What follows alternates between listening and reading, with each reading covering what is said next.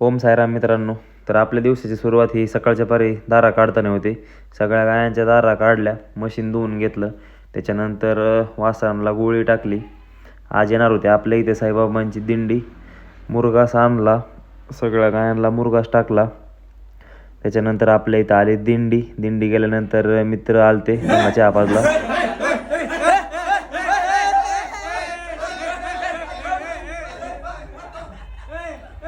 मग आपण गेलो पिंपळगावला दिंडीसोबत. तिथे नाश्ता वगैरे केला. तिथून आपल्याला जायचं होतं व्हिजिटला.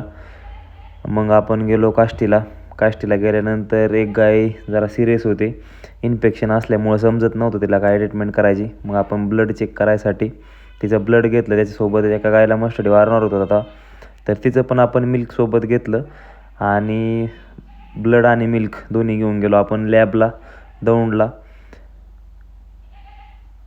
ब्लड आणि मिल्क चेक केल्यामुळं काय ट्रीटमेंट करायची ही पूर्णपणे क्लिअर होतं.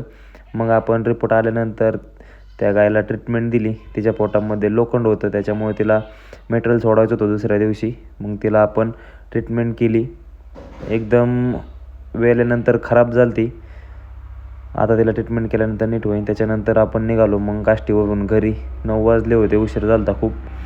आपल्या पण गायला घरी जाऊन ट्रीटमेंट करायची होती. तिला झाला होता मस्टडी. अशा प्रकारे आपण घरी आलो 9 वाजता आणि दिवसाचा इथेच एंड झाला. धन्यवाद.